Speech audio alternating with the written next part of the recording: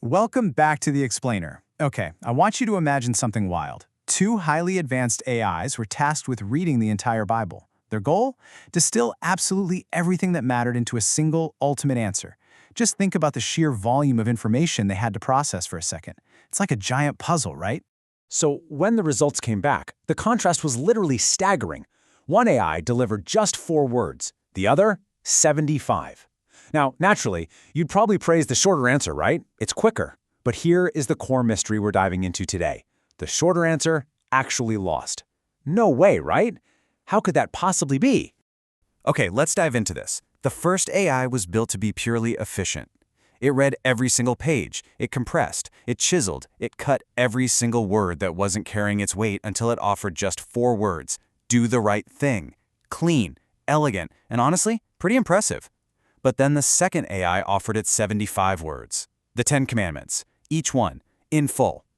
At first glance, this looked way worse. I mean, more words, more repetition, way less compression. But here's the catch.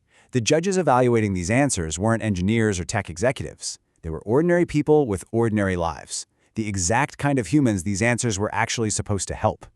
They were evaluating this stuff under the messy, chaotic conditions of an actual life. You know, everyday problems. The reckless driver who just honked at them. The cruel text they got from an ex. The boss asking for unpaid overtime. Or even the hand hovering over a drink they swore they were absolutely done with.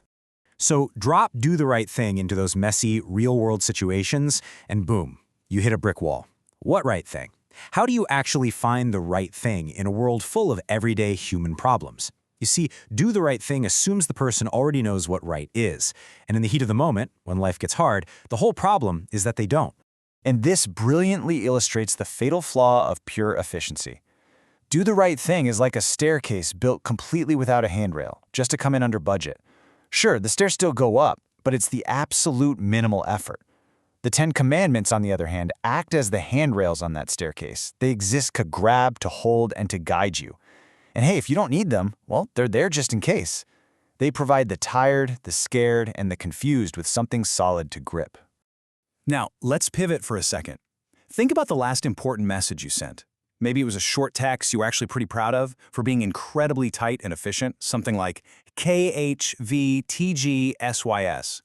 Okay, sure, you saved a little time. But did the recipient actually know what to do with that? Are they comforted? You saved some keystrokes for sure, but you completely sacrificed clarity. Because here is the undeniable truth. It's not the words left out of the message. It's the message left out of the words. I'm going to say that one more time, really let it sink in. It is not the words left out of the message, it is the message left out of the words. You see, an answer is not effective just because it fits perfectly on a bumper sticker. Do the right thing is super punchy, sure, but bumper sticker philosophy is simply not enough to guide real humans through an actual life.